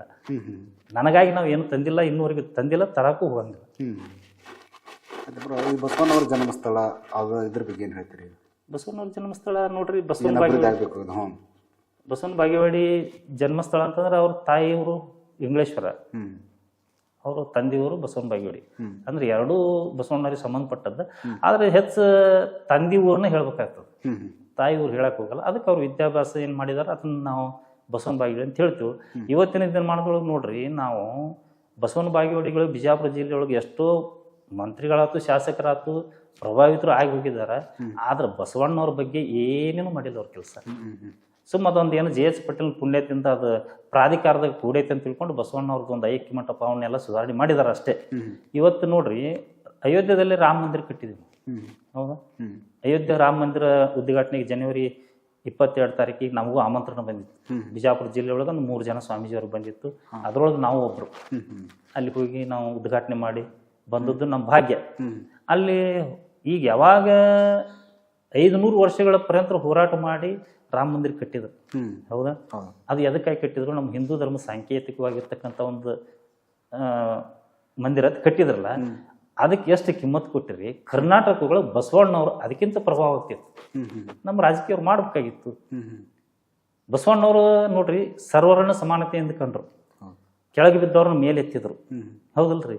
ಮತ್ತು ಅಷ್ಟು ಸಮಾನತೆಯಿಂದ ಕಂಡಂಥ ಮಹಾತ್ಮನ್ನ ನಾವು ಒಂದು ಮಂದಿರವನ್ನಾಗಲಿ ಅವ್ರ ಪರವಾಗಿ ಏನಾದರೂ ಒಂದು ಸಮಾಜಕ್ಕೆ ಕೊಡ್ಬೇಕಂತ ಒಂದು ದೇಣಿಗೆ ಇತ್ತು. ಆದ್ರೆ ಅದಷ್ಟು ಅದೇ ಕಾಡೋದ್ರ ಕಾಟ ಕಳೆದಂಗೆ ಅವ್ರು ಜೆ.ಎಸ್. ಪಟೇಲ್ ತಮ್ಮ ಪ್ರಾಧಿಕಾರದ ಕೂಡಿಸೋದ್ರು. ಅದೇನು ಗೌರ್ಮೆಂಟ್ ವತಿಯಿಂದ ನಡೆದುಕೊಂಡು ಬಂದಂತ ಅಷ್ಟೇ ಸಾಧ್ಯ ಆಗ್ತದೆ. ಖರೆ ಅದು ಪ್ರಭಾವಿತ ಆಗಿಲ್ಲ ನಮ್ಮ ಅನಿಸಿಕೆ ಒಳಗೆ. ಯಾಕಂದ್ರೆ ದಕ್ಷಿಣ ಕರ್ನಾಟಕದೊಳಗೆ ಏನು ಮಠ ಮಂದಿರಗಳು ದೇವಸ್ಥಾನಗಳು ಅಭಿವೃದ್ಧಿ ಆಗ್ಯಾವು, ಅಷ್ಟು ನಮ್ಮ ಬಿಜಾಪುರ ಜಿಲ್ಲೆ ಉತ್ತರ ಭಾಗಕ್ಕೆ ಏನೂ ಆಗಿಲ್ಲ. ಅದು ನಮಗೆ ನೋವೈತಿ. ಅದಕ್ಕೆ ಈ ಎಲ್ಲ ಅಂಶಗಳನ್ನು ಇಟ್ಕೊಂಡ ಈಗಾಗಲೇ ನಾವು ಒಂದು ಸ್ಟೇಟ್ಮೆಂಟ್ ಕೊಟ್ಟಿದ್ದೆವು 1 ವರ್ಷದ ಹಿಂದೆ. ಇದೇ ರಾಜಕೀಯ ನಾಯಕರು, ಇದೇ ನಮ್ಮ ಮುಖ್ಯಮಂತ್ರಿಗಳು, ಇದೇ ನಮ್ಮ ಪ್ರಭಾವಿತ ಮಂತ್ರಿಗಳೆಲ್ಲ ಉತ್ತರ ಕರ್ನಾಟಕವನ್ನು ನಿರ್ಲಕ್ಷ್ಯ ಮಾಡಿದರೆ ನಮಗೆ ಉತ್ತರ ಕರ್ನಾಟಕ ಅಂತಕ್ಕಂಥದ್ದು ಇಬ್ಬಾಗ ಮಾಡಿ ಕೊಡ್ರಿ ಅಂತ ಬೇಡಿಕೆ ಇಟ್ಟಿವಿ ನಾವು.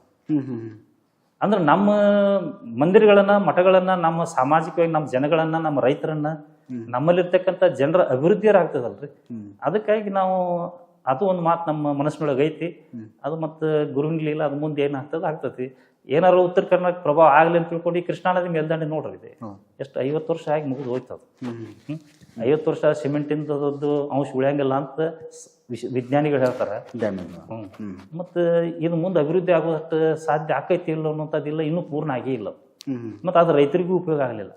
ಮತ್ತು ಸಾಕಷ್ಟು ಮಠಮಾನ್ಯಗಳು ಅದು, ಮಂದಿರಗಳು ಅದು, ಎಷ್ಟೋ ಹಳ್ಳಿಗಳು ಅದು, ರೈತರ ಭೂಮಿನೂ ಅದು. ಮತ್ತು ಅದರ ನಿರ್ಲಕ್ಷ್ಯ ಮಾಡಿದ್ದಕ್ಕಾಗಿತ್ತು ಅದು.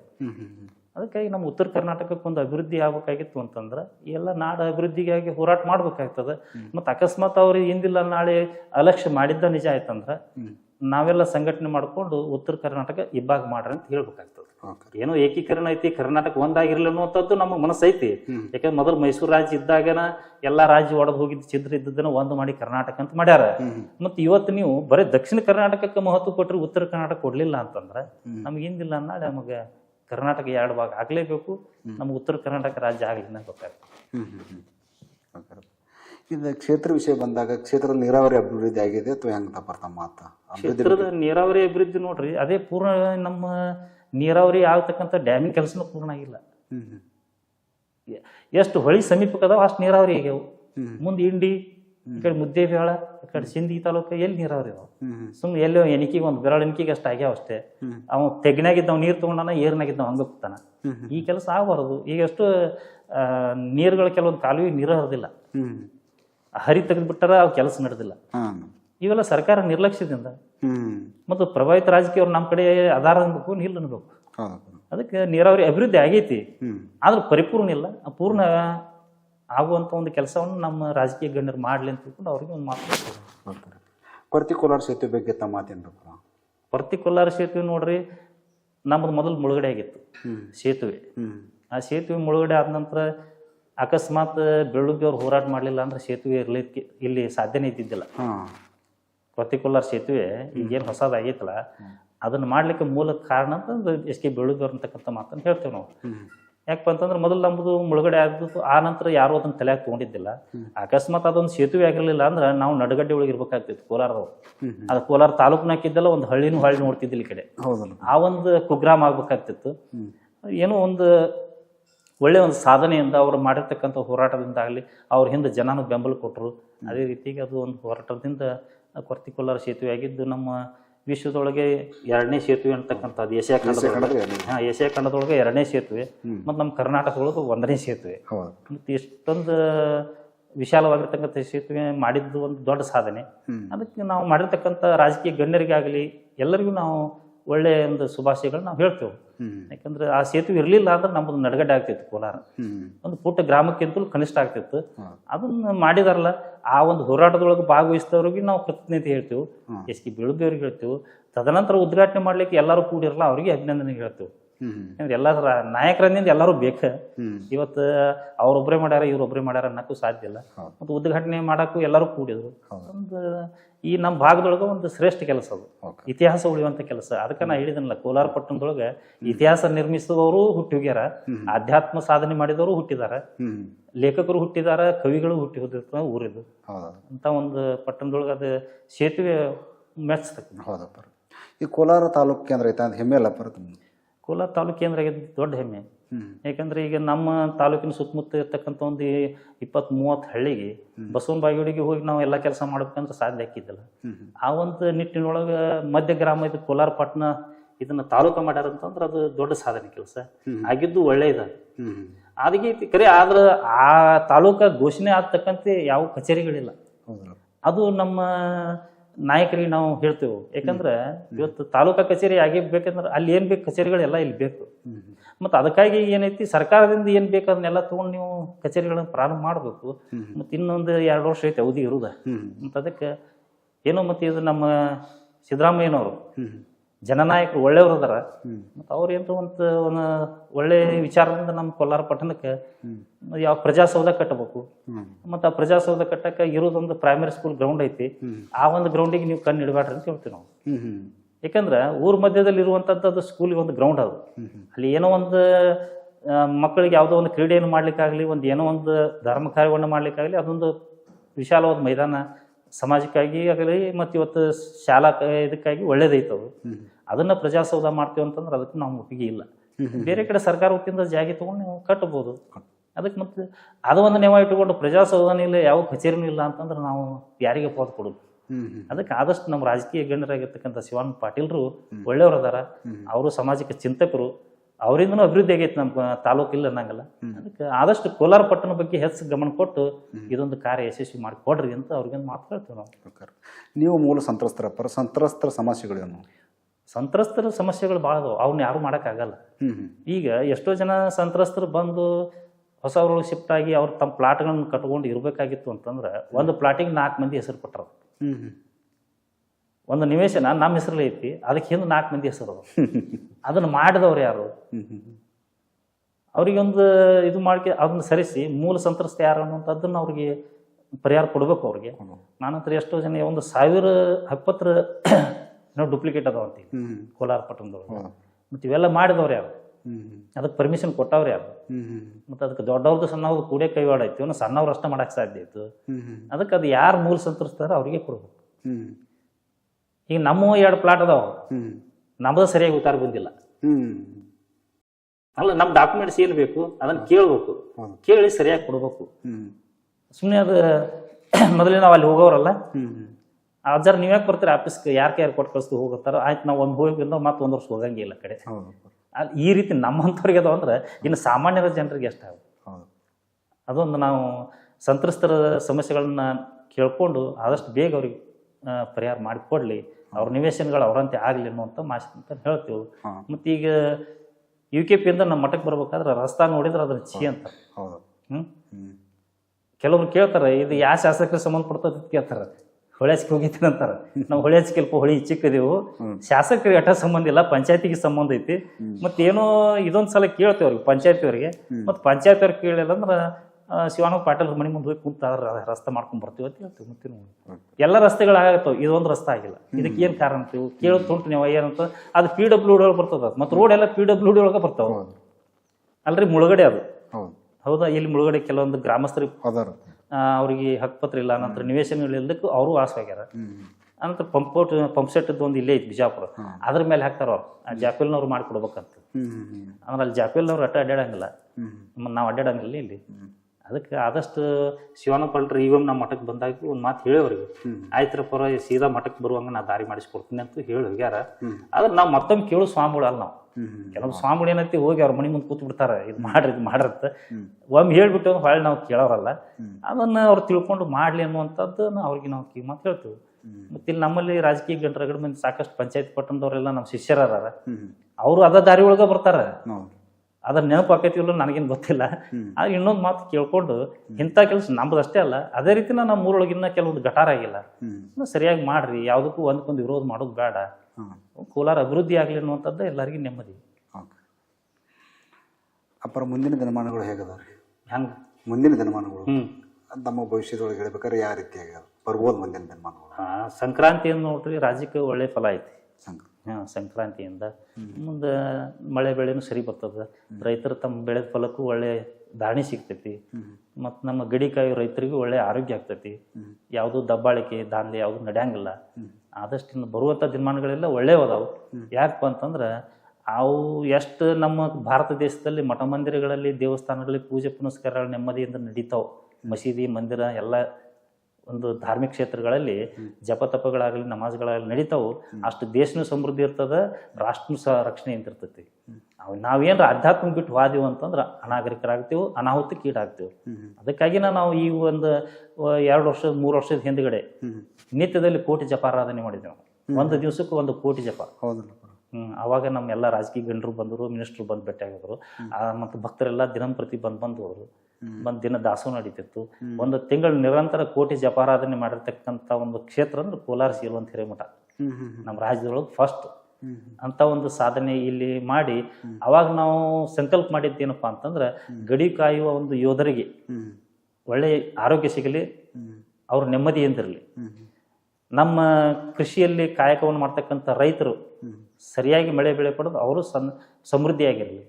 ಆನಂತರ ಈ ದೇಶದಲ್ಲಿ ಹುಟ್ಟಿರ್ತಕ್ಕಂಥ ಮಕ್ಕಳೆಲ್ಲ ದುರ್ಬುದ್ಧಿಯನ್ನು ಬಿಟ್ಟು ಸನ್ಮಾರ್ಗದಲ್ಲಿ ನಡೀಲಿ ಅಂತಕ್ಕಂಥ 3 ನಮ್ಮ ಅನುಷ್ಠಾನದಲ್ಲಿ ಸಂಕಲ್ಪ ಮಾಡಿ ಆ ಕಾರ್ಯಕ್ರಮ ಹಮ್ಮಿಕೊಂಡು ನಾಳೆ ಅಧಿಕ ಮಾಸಕ್ಕೆ 3 ವರ್ಷ ಆಗ್ತದೆ. ಮತ್ತು ನಾವು ಅಧಿಕ ಮಾಸಕ್ಕೂ ಮತ್ತು ಕೋಟಿ ಜಪಾರಾಧನೆ ಪ್ರಾರಂಭ ಮಾಡಬೇಕು ಅನ್ನೋತಕ್ಕಂಥ ಒಂದು ಸಂಕಲ್ಪದೊಳಗೆ ಅದೀವಿ. ರಾಜಕಾರಣದ ದಿಕ್ಕು ಯಾವ ರೀತಿ ಆಗ್ಬೋದಪ್ಪ? ರಾಜಕೀಯ ಕಾರಣ ನೋಡ್ರಿ, ಅದು ಒಂದೇ ರೀತಿ ಹೇಳಕ್ ಬರಂಗಿಲ್ಲ. ಯಾಕಂದ್ರೆ ಅದು ನಾನು ಈ ಕಡೆ ಇರ್ತೈತಿ. ಅದಕ್ಕೆ ಯಾರು ದೇಶದ ಬಗ್ಗೆ ಮತ್ತು ರಾಜ್ಯದ ಬಗ್ಗೆ ಒಳ್ಳೆ ಅಭಿಪ್ರಾಯಗಳನ್ನು ಇಟ್ಟುಕೊಂಡು ಸಾಧಕರಾಗಿ ರಾಜಕೀಯ ಮಾಡ್ತಾರ ಅವ್ರು ವಿನ್ ಆಗೇ ಬರ್ತಾರೆ.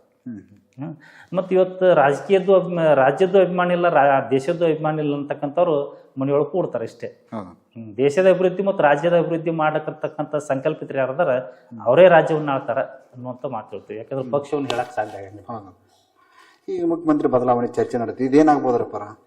ಮಂತ್ರಿಗಳ ಬದಲಾವಣೆ ನೋಡ್ರಿ, ಅದು ಸರ್ಕಾರಕ್ಕೆ ಸಂಬಂಧಪಟ್ಟ ವಿಷಯ.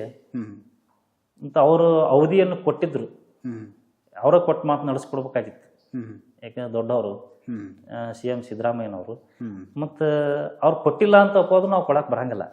ಯಾಕಂದ್ರೆ ರಾಜ್ಯದ ಅಭಿವೃದ್ಧಿಗಾಗಿ ಅವ್ರೇನಾರು ಮನಸ್ಸಿನ ಸಂಕಲ್ಪ ಇಟ್ಕೊಂಡು ಬಿಟ್ಟಾರ ಅನ್ನೋದು ನಮ್ಗೆ ಗೊತ್ತಿಲ್ಲ. ಅವರೇ 2.5 ವರ್ಷ ಮುಂದೆ ನಡೆಸ್ಬೇಕು ಅನ್ನುವಂಥ ಅಭಿಪ್ರಾಯ ಇಟ್ಕೊಂಡಾರ ಅನ್ನೋದು ಗೊತ್ತಿಲ್ಲ. ಅಕಸ್ಮಾತ್ ನಮ್ಮ ಅನಿಸಿಕೆ ಪ್ರಕಾರ ಇವರು ಏನಾದರೂ ತಮ್ಮ ಒಂದು ಘೋಷಣೆ ಪ್ರಕಾರ ಬಿಟ್ಟು ಕೊಡದೇ ಇದ್ರೆ ಅವ್ರ ರಾಜಕೀಯೊಳಗೆ ಸ್ವಲ್ಪ ವ್ಯತ್ಯಾಸಗಳಾಗ್ಬೋದು ಅಂತಕ್ಕಂಥ ಮಾತಾಡ್ತೀವಿ. ಕೊನೆಯದಾಗಿ ನಮ್ಮ ವಾಹಿನಿ ಮೂಲಕ ಸಮಾಜಕ್ಕೆ ತಮ್ಮ ಸಂದೇಶ ಏನಪ್ಪ? ಸಮಾಜಕ್ಕೆ ಸಂದೇಶ ನೋಡ್ರಿ, ಒಳ್ಳೆ ಇದರಿಂದ ನಡೀರಿ, ಆಧ್ಯಾತ್ಮದಿಂದ ನಡೀರಿ. ಮತ್ತು ಆದಷ್ಟು ಪರೋಪಕಾರ ಜೀವನ ನಡೆಸುವಂಥದ್ದು ಬೇಡ. ನಮ್ಮ ಸ್ವ ಇಚ್ಛೆಯಿಂದ ನಾವು ಜೀವನ ನಡೆಸುವಂಥದ್ದನ್ನು ಕಲಿಬೇಕಾಗ್ತದೆ ಇವತ್ತಿನ ದಿನಮಾನದೊಳಗೆ. ಅದಕ್ಕೆ ಎಲ್ಲರೂ ಕಾಯಕ ಯೋಗಿಗಳಾಗ್ರಿ. ವಿನಾಕಾರಣ ಯಾರ್ದೋ ದುಡ್ಡು ತಂದು ನಾವು ಜೀವನ ನಡೆಸುವಂಥ ಕೆಲಸಕ್ಕೆ ಹೋಗ್ಬೇಡ್ರಿ. ಇವತ್ತಿನ ದಿನಮಾನದೊಳಗೆ ಅಂತರ ತಪ್ಪು ದಾರಿಗೆ ಎಂದೂ ಹೋಗಕ್ಕೆ ಹೋಗ್ಬೇಡ್ರಿ. ಸದ್ಬುದ್ಧಿಯಿಂದ ಸದಾಚಾರದಿಂದ ನಡೆದ್ರೆ ನಮ್ಮ ಜೀವನ ಪಾವನ ಆಕೈತಿ.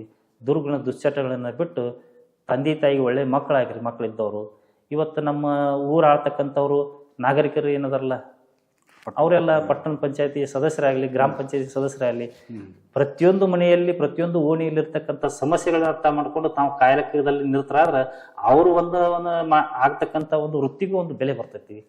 ಅಂಥದ್ದನ್ನು ನಮ್ಮ ರಾಜ್ಯದ ನಾಯಕರಿಗೆ ನಾವು ಹೇಳ್ತೀವಿ, ನಿಮ್ಮ ಮತಕ್ಷೇತ್ರಗಳಿರ್ತಕ್ಕಂಥದ್ದು ಕೆಲಸ ಏನು ಉಳಿದೈತಿ ಅದನ್ನು ಪೂರ್ಣ ಮಾಡ್ರಿ. ಆ ಪೂರ್ಣ ಮಾಡ್ಕೊಂಡ್ರೆ ನಿಮ್ಮ ಹೆಸರನ್ನು ಉಳಿತೈತಿ. ಅಂಥ ಒಂದು ಸಾಧಕರಾಗಿ ನೀವು ಬಾಳ್ರಿ. ಆದಷ್ಟು ನಮ್ಮ ಉತ್ತರ ಕರ್ನಾಟಕದ ಜೀವನದಿ ಅಂತಕ್ಕಂಥದ್ದು ಏನೈತಲ್ಲ, ಕೃಷ್ಣಾ ನದಿ ಮೇಲ್ದಂಡೆ ಯೋಜನೆ, ಇದನ್ನು ಆದಷ್ಟು ಪೂರ್ಣ ಮಾಡಿ ನಮ್ಮ ರೈತರಿಗೆ ಒಂದು ಒಳ್ಳೆಯ ಒಂದು ನೆಮ್ಮದಿ ಜೀವನ ಕೊಟ್ರಿ ಅಂತಂದ್ರೆ ನಾಯಕರಿಗೂ ಜೀವನ ಭಾಳ ಬಂಗಾರ ಆಗ್ತದೆ ಅಂತಕ್ಕಂಥ ಮಾತನ್ನು ಹೇಳಿ ಬಯಸ್ತೀವಿ. ಓಕೆ. ಇಲ್ಲಿವರೆಗೂ ನಮ್ಮ ಪೂಜ್ಯ ನುಡಿ ಕಾರ್ಯಕ್ರಮದಲ್ಲಿ ಕೋಲಾರ ಶ್ರೀಮಠದ ಡಾಕ್ಟರ್ ಕೈಲಾಸನಾಥ ಮಹಾಸ್ವಾಮಿಗಳು ನಮ್ಮ ವಾಹಿನಿ ಒಂದು ಸುದೀರ್ಘವಾದ ಚರ್ಚೆ ಮಾಡಿದ್ದಕ್ಕೆ ನಮ್ಮ ವಾಹಿನಿ ಪರವಾಗಿಂದ ತಮಗೆ ಧನ್ಯವಾದಗಳು.